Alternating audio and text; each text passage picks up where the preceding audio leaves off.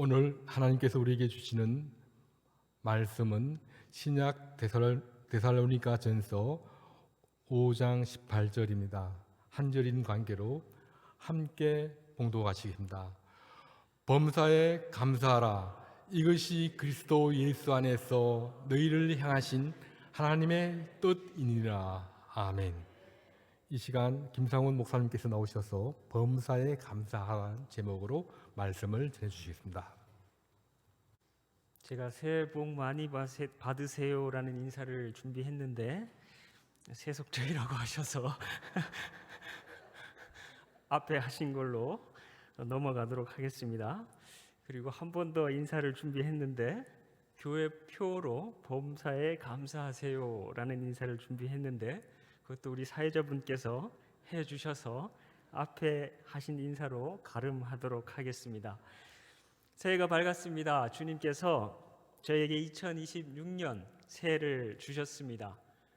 크로노스, 즉 시간을 흘러가는 것으로 인식하는 것이 아니라 카이로스, 시간을 하나님께서 붙잡으시는 사건으로 생각하셔서 그 사건들을 놓치지 마시고 기꺼이 그 안에 뛰어들어서 하나님이 붙잡으시는 사건들 속에 그런 사건들로 값지게 의미 있게 채워가는 2026년이 되시기를 주님의 이름으로 축복합니다.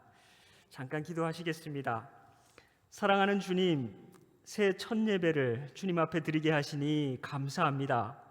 시편 119편 2절 말씀에 여호와의 증거들을 지키고 전심으로 여호와를 구하는 자는 복이 있도다라고 말씀하신 것처럼 이 시간도 주님을 구하고 주님의 말씀을 구하오니 저희에게 허락하셔서 주님을 만나는 시간, 주님을 만나는 사건, 주님의 말씀을 듣는 복을 허락해 주십시오. 예수님의 이름으로 기도합니다. 아멘. 오늘은 2026년 교회 표로 정한 하나님의 말씀으로 은혜를 나누고자 합니다. 이 범사에 감사하라는 말씀이 나오는 데살로니가 전서는 사도 바울과 실라 이 두 분의 전도를 통해 세워진 데살로니가 교회에 쓴 편지입니다. 오늘 신년 첫주 주일부터 제 꿈이 작지가 않습니다. 설교 본문은 한 절인데 데살로니가 전서 전체를 한번 다뤄보려고 하기 때문입니다. 이 5장으로 구성된 이 짧은 편지를 보면 우리는 사도 바울 그리고 실라 그리고 디모데가 이 데살로니가 교회와 얼마나 아름다운 관계를 맺고 있는지를 알 수 있습니다. 특별히 이 5장 중에 1, 2, 3장을 보시면 그야말로 요즘 젊은 사람들 많이 하는 말로 꿀 떨어지는 그런 장이 아닐 수 없습니다. 마치 할아버지가 손자가 마냥 이뻐서 어찌할 줄 모르는 것 같은 그런 모습입니다. 한 번은 교회 행사가 있어서 교회 버스를 타고 이동을 하는데 제 옆자리에 장로님 한 분이 앉으셨습니다. 간단하게 근황을 나누시는데 이 손자 보는 재미에 푹 빠지셨다는 겁니다. 그러면서 하시는 말씀이 아들한테는 미안한데 아들을 가졌을 때도 그렇게 기쁘지는 않으셨다고 합니다. 그런데 이 손자는 그렇게 이쁠 수가 없답니다. 아니 왜 그렇게 이쁘세요 했더니 설명이 안 된답니다. 그냥 이쁘다는 겁니다.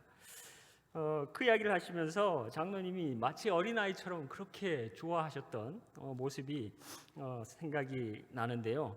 오늘 데살로니가 전서 1, 2, 3장을 보시면 이 사도 바울이 데살로니가 교회 신자들을 대할 때 너무 좋아하는, 너무 기뻐하고 진심으로 감사하고 사랑스러워하는 그런 모습을 문자 그대로 꿀이 뚝뚝 떨어지는 그런 장이 아닐 수가 없습니다. 1, 2, 3장을 시간 관계상 다 볼 수는 없고 이 꿀 떨어지는 곳들 2, 3절씩 해서 4군데만 살펴보겠습니다. 1장에서 한 군데, 2장에서 2군데, 3장에서 한 군데만 살펴보면서 이 데살로니가 교회가 얼마나 아름다운 교회인지 또 얼마나 건강한 교회인지 또 얼마나 등록하고 싶은 교회인지 한번 살펴보시겠습니다. 먼저 1장 2절부터 한번 보실 텐데요. 사도 바울이 이렇게 기록했습니다. 우리가 너희 모두로 말미암아 항상 하나님께 감사하며 기도할 때에 너희를 기억함은 세 가지가 나옵니다.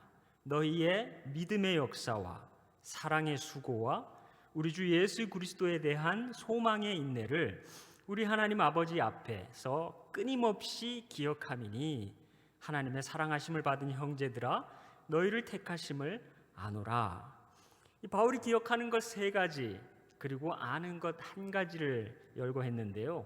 아는 것은 믿음의 역사, 사랑의 수고 그리고 소망에 대한 인내가 늘 기억난다는 것입니다. 끊임없이 기억한다 이렇게 표현했습니다. 그리고 아는 것 한 가지, 하나님이 너무 사랑하시는 교회다. 하나님이 너희를 택하셨다 하는 이야기를 하고 있습니다. 이번에는 2장에서 한 구절 보시겠습니다. 2장 13절입니다. 이러므로 우리가 하나님께 끊임없이 감사함은 너희가 우리에게 들은 바 하나님의 말씀을 받을 때에 사람의 말로 받지 아니하고 하나님의 말씀으로 받음이니 진실로 그러하도다. 이 말씀이 또한 너희 믿는 자 가운데서 역사하느니라. 여러분 한번 생각해 보십시오. 바울 입장에서 보면 이 데살로니가 교회 성도들이 얼마나 귀하겠습니까? 사도 바울이 선포한 내용, 그 복음을 사람의 말로 받지 않고 하나님의 말씀으로 받았다는 것 아닙니까? 그것을 어떻게 알 수 있습니까? 이 들은 내용을 지키기 위해서 고난도 기꺼이 감수하는 모습을 본 것입니다. 그걸 보면서 아하, 진짜구나. 사람의 말로 받은 것이 아니구나. 하나님의 말씀으로 받았구나 하는 것을 알게 된 것입니다. 이 사람의 말과 하나님의 말씀 사이의 결정적인 차이가 무엇일까요? 사람의 말도 감동은 줍니다. 잘 쓰여진 책, 영화, 드라마를 보면 울고 웃으면서 감동을 받습니다. 제가 아는 어떤 분은 가장 감명 깊게 본 드라마가 도깨비라고 하더라고요. 그런데 좋습니다. 그런데 과연 감명 깊은 도깨비의 내용을 가지고 고난받는 자리에까지 갈 수 있을까? 한번 생각해 보았는데 그건 쉽지 않을 것 같습니다. 반면 하나님의 말씀은 어떻습니까? 고난받는다 할지라도 포기할 수 없는 진리라는 것을 성경 여러 곳에서 증언합니다. 다니엘이 죽을 줄 알면서도 하루 3번 예루살렘을 향해 창을 열어놓고 늘 하던 대로 감사하고 찬양하고 기도했던 모습 기억하십니까? 사람의 말로 받지 않고 하나님의 말씀으로 받았기 때문 아니겠습니까? 2장에서 한 군데만 더 보실 텐데요. 2장 19절과 20절입니다. 이렇게 말씀합니다. 우리의 소망이나 기쁨이나 자랑의 멸관이 무엇이냐? 그가 강림하실 때 우리 주 예수 앞에 너희가 아니냐? 너희는 우리의 영광이요 기쁨이니라. 여러분 이런 극찬을 받으면 어떤 기분일까요? 멸관은 고대 그리스 체육대회에서 1등하면 주어지는 머리에 쓰는 관 아닙니까? 오늘날로 하면 올림픽 금메달 받는 그런 영광스러운 일입니다. 사도 바울의 고백은 데살로니가 교회 성도 여러분들, 바로 여러분들이 주님 앞에서 제가 받는 금메달입니다 라고 고백하는 것입니다. 이제 마지막으로 3장에서도 2절만 보시겠습니다. 6절과 7절입니다. 이렇게 말씀합니다. 지금은 디모데가 너희에게로부터 와서 너희 믿음과 사랑의 기쁜 소식을 우리에게 전하고 또 너희가 항상 우리를 잘 생각하여 우리가 너희를 간절히 보고자 함과 같이 너희도 우리를 간절히 보고자 한다 하니 이러므로 형제들아 우리가 모든 궁핍과 환난 가운데서 너희 믿음으로 말미암아 너희에게 위로를 받았노라. 교회 걱정에 디모데를 데살로니가 교회에 보냈습니다. 돌아왔는데 전하는 소식이 아주 좋습니다. 믿음과 사랑의 기쁜 소식을 우리에게 전했다라고 말씀합니다. 거기다가 양쪽이 서로 얼마나 보고 싶어 하는지 모른다는 그런 사실도 확인합니다. 여러분 한쪽만 보고 싶어 하면 그것도 참 난감한 일 아니겠습니까? 그런데 서로 보고 싶어 합니다. 그래서 사도 바울이 위로를 받았다 이렇게 표현했습니다. 여러분도 가끔씩 전화해서 보고 싶다 하는 친구가 있지 않으십니까? 네가 와라 내가 갈게 하는 그런 친구 사이 말입니다. 이 보고 싶다 하는 이 말 한마디가 별것 아닌 것 같지만 막상 들으면 정말 위로가 됩니다.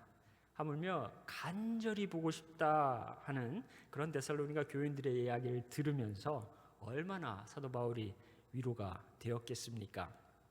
이렇듯 데살로니가전서 1장, 2장, 3장 몇 구절만 봤는데도 이 데살로니가 교회는 정말 아름다운 교회임에 틀림없습니다. 정말 건강한 교회임에 틀림없습니다. 등록하고 싶은 그런 교회입니다. 이제 본론으로 들어가겠습니다. 4장과 5장입니다. 이 두 장은 약속과 함께 사도 바울이 데살로니가 교인들에게 권면하는 장입니다. 권면은 다름 아닌 이런 교회 되기 위해서 이렇게 사십시오라고 격려하는 내용입니다. 그중 하나가 오늘 본 말씀 범사에 감사하라입니다. 지금부터 데살로니가 전서가 말하는 이 감사의 세 가지 측면을 여러분과 함께 나누고자 합니다. 참고로 말씀드리면 제 설교 원고의 페이지 수는 지난번과 거의 비슷하게 오히려 조금 짧게 끝이 납니다. 서론이 길어서 혹시 걱정하시는 분 계실까 봐 참고로 말씀드렸습니다. 자, 먼저 감사는요 훈련입니다. 어떤 훈련입니까? 같이 더불어 나오는 내용들을 보면서 이 훈련의 성격을 한번 생각해 보시겠습니다. 데살로니가전서 5장 16절에는 잘 아시는 항상 기뻐하라라는 말씀이 나옵니다. 바로 이어서 17절에 어떻게 나옵니까? 쉬지 말고 기도하라. 그리고 그 다음에 등장하는 구절이 18절 범사에 감사하라입니다. 그러니까 기뻐하라, 기도하라, 감사하라. 기쁨, 기도, 감사 이 세 가지가 같이 패키지로 묶여 있는 것을 일단 확인하게 되고요. 기쁨, 기도, 감사 이 세 가지는 전부 다 우리 그리스도인들을 유익하게 하는 것들입니다. 그런데 여기까지는 좋습니다. 기뻐하고 기도하고 감사하는 삶을 사는 게 얼마나 좋습니까? 그런데 문제가 조금 생깁니다. 그 앞에 붙여진 말들이요. 어떤 말이 붙었습니까? 기뻐하는데 어떻게 기뻐하라고요? 항상 기뻐하라는 겁니다. 요거는 좀 쉽지 않겠는데 기도하라는데 어떻게 기도하라고요? 쉬지 말고 기도하라고 합니다. 요것도 역시 쉽지 않겠는데 그리고 감사하는데 어떻게 감사하라고요? 범사에 모든 일에 좋은 일이든 안 좋은 일이든 범사에 감사하라는 것입니다. 이거 쉽지 않습니다. 자연스럽지가 않습니다. 기뻐하고 기도하고 감사하는데 그건 좋은데 그 앞에 붙은 말들이 좀 부담스럽습니다. 그런데 사실 이 말씀 부담 느끼라고 기록한 말씀입니다. 앞에 왜 이 말씀을 붙였을까요? 잘 안 되니까 그렇게 하라는 말씀입니다. 다시 말해서 이거 기쁨, 기도, 감사 이 세 가지는 훈련으로 보셔야 합니다라는 말씀이에요. 그냥 자연스럽게 되어지는 것이 아니라 훈련해야 됩니다 하는 관점에서 이 세 가지를 한번 살펴보십시오. 기뻐하는 훈련, 기도하는 훈련, 감사하는 훈련. 그래서 이 세 가지를 한데 묶어서 그 각각의 목적을 이루려는 것이 아니라 함께 이루어져서 어우러져서 나가게 하는 방향이 있습니다. 양방향인데요. 한쪽은 하나님 앞에 나가게 합니다. 하나님 앞에서 우리가 기뻐하고 기도하고 감사하는 것입니다. 또 한 방향은요. 사람들에게 나아가게 합니다. 사람들 앞에서 기쁨을 나누고 기도 함께하고 또 함께 감사하는 것입니다. 그래서 데살로니가전서 5장 11절에 이렇게 말씀합니다. 그러므로 어떻게 하라고요? 피차 권면하고 서로 덕 세우기를 너희가 하는 것 같이 하라. 훈련을 통해서 나아가고자 하는 방향이 명확합니다. 피차 서로 권면하는 것입니다. 그리고 서로 덕을 세우는 것입니다. 피차 권면은 서로 격려하는 것이고요. 서로 덕을 세운다는 것은 상대방이 성장하도록 돕는 것을 말합니다. 지난주에 우리 송피로 담임 목사님께서 문자 메시지를 매일 새벽 6시에 저한테 보내시는 겁니다. 성구와 함께 큐티 그 본문 링크가 이렇게 붙어 있는 그런 문자를 저에게 전달해 주셨습니다. 알고 보니까 꽤 오랫동안 그렇게 해 오셨다고, 교인분들에게 그렇게 해 오셨다고 들었습니다. 담임 목사님께서 왜 그렇게 하셨을까요? 네, 큐티 하시라고 그렇게 권면해 주시는 것이었습니다. 큐티 하시라고 격려해 주시는 것이었습니다. 그렇다면 한번 생각해 보십시오. 만약 여러분이 기뻐하는 훈련, 기도하는 훈련, 감사하는 훈련이 잘 되어 있다면 어떻게 할 수 있을까요? 그 다음 벌어질 일이 뭘까요? 피차 권면하는 일이 가능해집니다. 형제가 침울할 때 기뻐하라고 격려할 수 있고요. 어려움에 빠진 자매에게 함께 기도하자고 말할 수 있는 것입니다.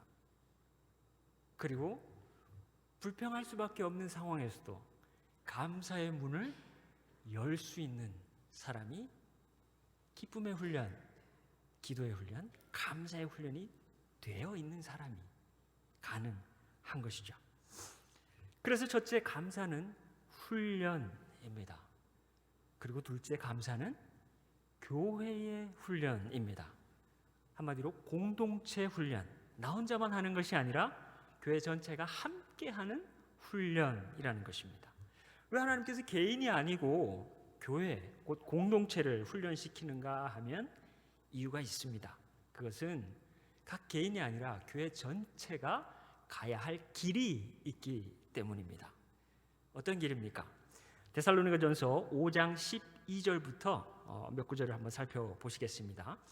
두 번 형제들아 하고 부르면서 권면의 말씀이 나옵니다. 제가 읽어드리겠습니다. 12절입니다. 형제들아, 우리가 너희에게 구하노니 너희 가운데서 수고하고 주 안에서 너희를 다스리며 권하는 자들을 너희가 알고 그들의 역사로 말미암아 사랑 안에서 가장 귀히 여기며 너희끼리 화목하라. 그리고 또 한 번, 형제들아, 너희를 권면하노니 게으른 자들을 권계하며 마음이 약한 자들을 격려하고 힘이 없는 자들을 붙들어주며 모든 사람에게 오래 참으라. 삼가 누가 누구에게든지 악으로 악을 갚지 말게 하고 서로 대하든지 모든 사람을 대하든지 항상 선을 따르라.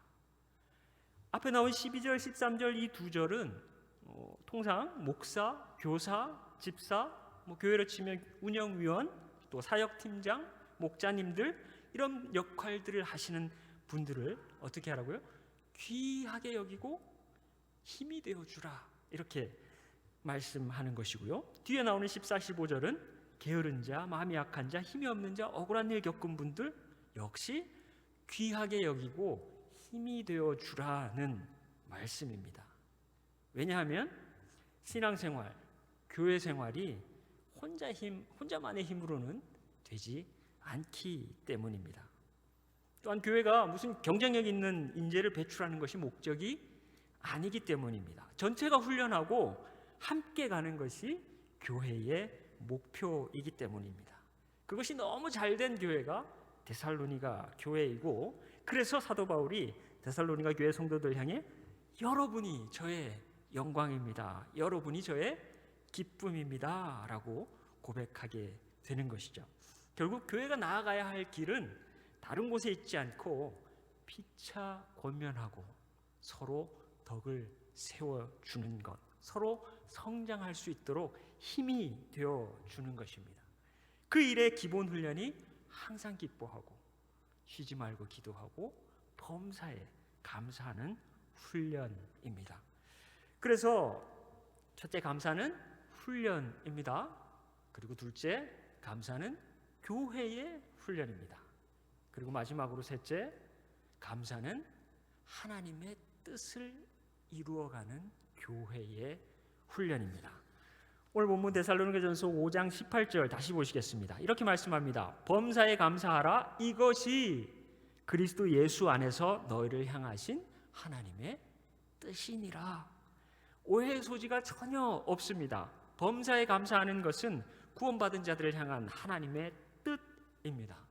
정리하면 이렇습니다. 항상 기뻐하라. 쉬지 말고 기도하라. 범사에 감사하라는 기본 훈련이고, 이 기쁨 훈련, 이 기도 훈련, 감사 훈련이 잘 되면 그것을 바탕으로 피차 권면하고 서로 세워주는 그런 일들이 가능하게 됩니다. 그렇게 나아가는 교회의 비전, 그 비전이 바로 거룩한 교회의 비전입니다. 이 거룩함은 흔히 오해하는 것처럼 속세를 떠나서 어떤 경지에 이르러서 혼자서 더 깊어지고 더 빛나게 되는 그런 것이 아닙니다. 산으로 들어가고 수도원에 들어간다고 거룩해지는 것이 아닙니다. 그런 것들이 나쁘다는 것이 아니고, 거룩함은 항상 사람을 만날 때 나타납니다. 데살로니가전서 4장 3절 같이 보시겠습니다.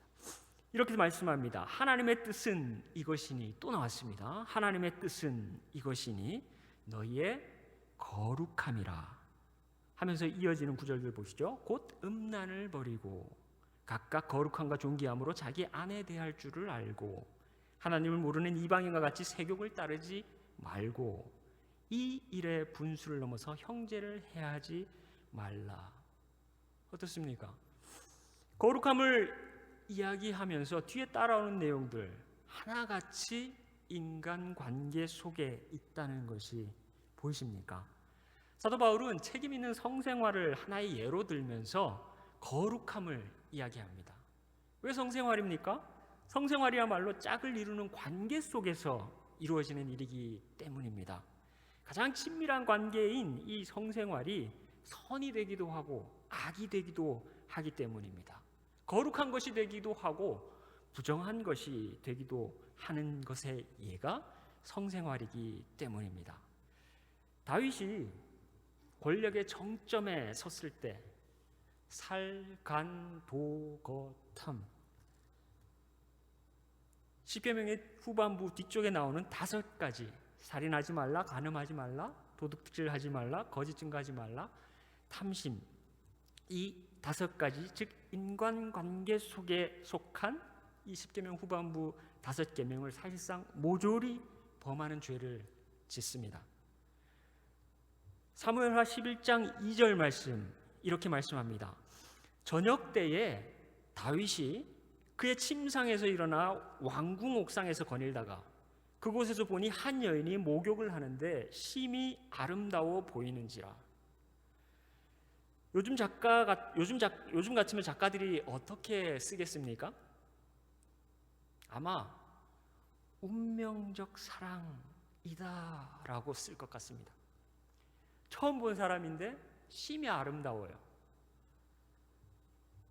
아마 다윗도 그 시점에는 운명적 사랑 아닌가 하는 생각을 했을지도 모르겠습니다.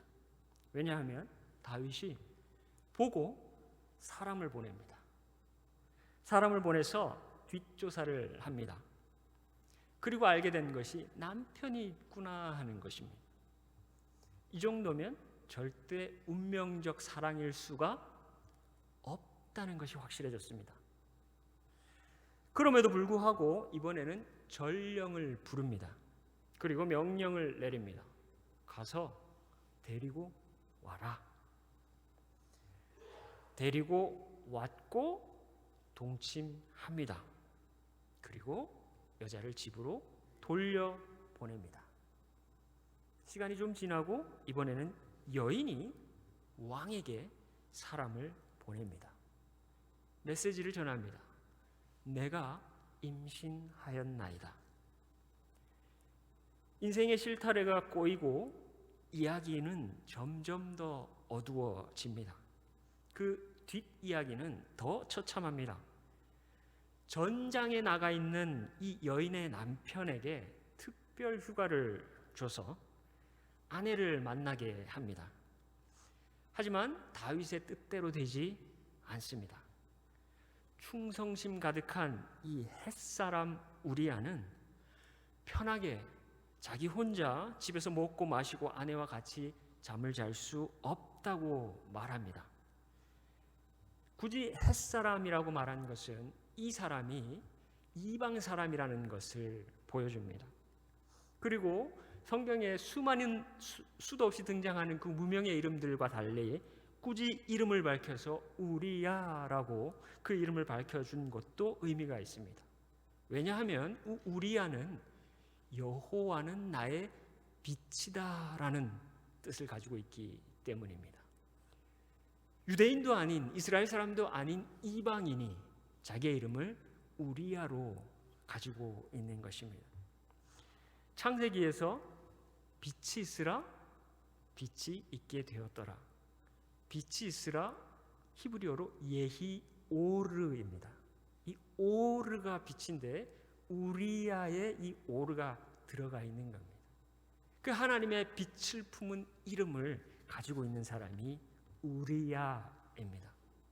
더 잔인한 이야기가 계속됩니다. 다윗이 우리야의 손에 편지를 들려 전장으로 돌려보냅니다.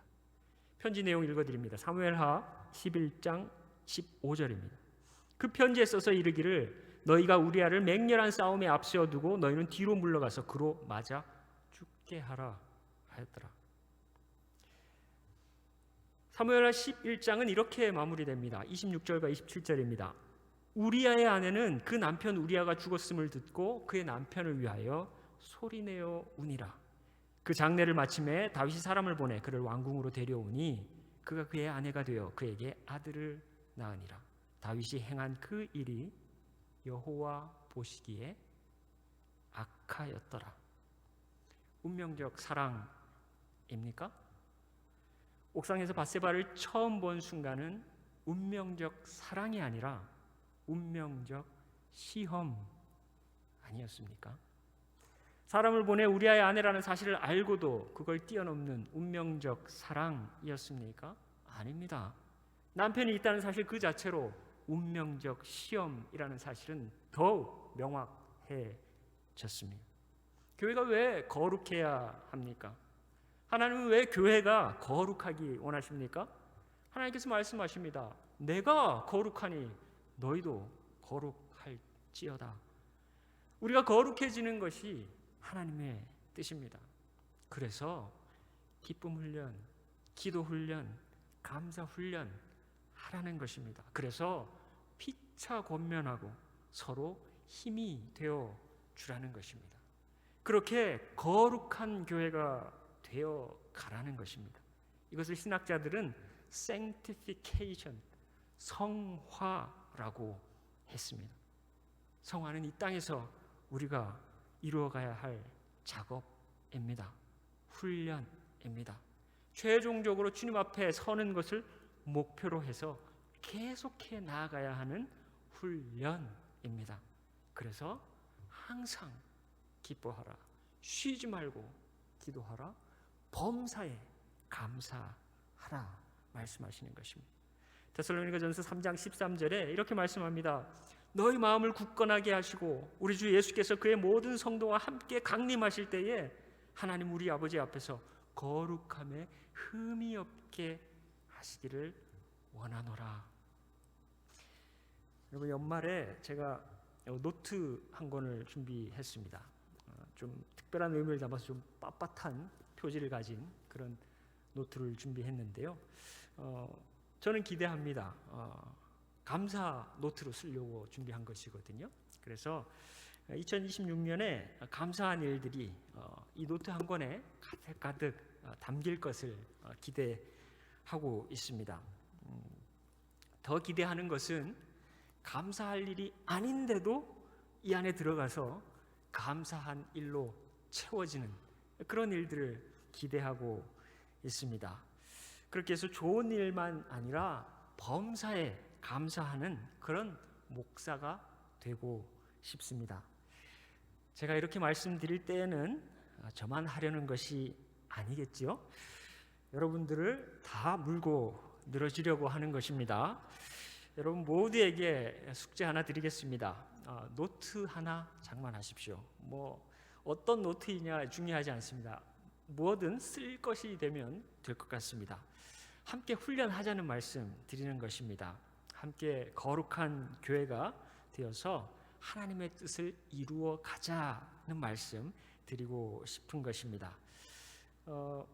그냥 이렇게 해보시죠 하면 또 잘 안 하시잖아요. 그래서 제가 점검을 하려고 합니다. 네, 그래서 좀 그냥 점검해도 또 잘 안 하시더라고요. 집요하게 점검을 하려고 합니다. 그래서 여러분 안정환 전 축구 국가대표 선수가 예능에 출연하는 것을 제가 봤고요. 또 배구 여제라 불리는 김연경 선수도 감독으로 활약하는 모습을 예능에서 본 적이 있습니다. 예능 프로그램인데 축구 경기를 진행하면 안정환 그 감독이죠. 그 예능 안에서 이 감독이 예능감이 떨어져요. 배구도 마찬가지입니다. 경기가 시작되면 이 김연경 감독이 예능감이 떨어집니다. 왜 그렇습니까? 웃기려고 하는 게 아니라 이 축구에 워낙 진심이다 보니까, 이 배구에 워낙 진심이다 보니까 예능감이 떨어집니다. 너무 진심으로 코칭을 하는 모습을 보게 됩니다. 근데 그 모습도 사실 보면 재미는 있습니다. 우리 경성대학 교회에서 안정환, 김연경 역할을 하시는 분들이 이미 계십니다. 우리 사랑방 목자님들이십니다. 지금까지도 잘 해 오신 걸로 알고 앞으로도 잘 하실 것이라 생각합니다. 이분들 통해서 제가 여러분들 감사 노트 쓰는지 또 어려워하진 않으시는지 계속 집요하게 1년 내내 점검하겠습니다.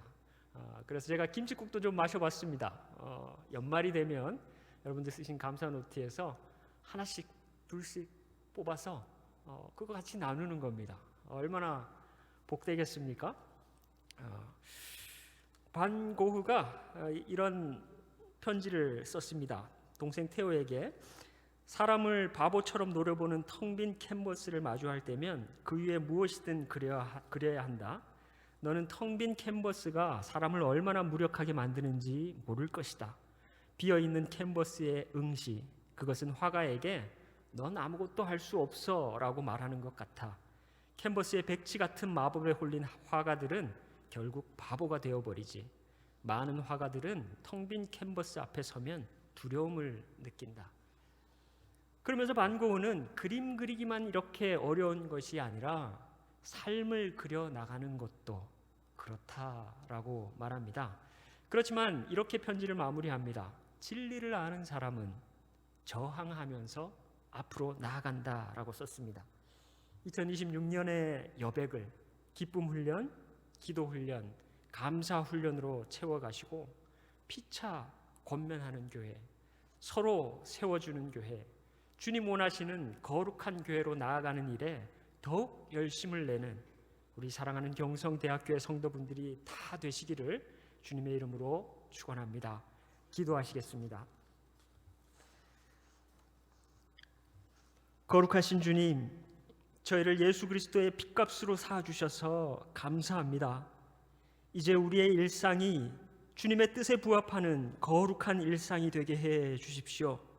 기쁨을 훈련하고 기도를 훈련하고 이제 감사를 훈련하는 교회가 되게 하셔서 피차 권면하고 서로 세워주는 아름다운 교회가 되게 해 주십시오. 건강한 교회가 되게 해 주십시오. 등록하고 싶은 교회가 되게 해 주십시오. 주께서 강림하실 때에 거룩함에 흠이 없는 경성대학교회가 되게 해 주십시오. 예수님의 이름으로 기도합니다. 아멘. 이 시간 주신 말씀 생각하시면서 주님께 우리 각자의 결단의 기도를 올려드리시겠습니다.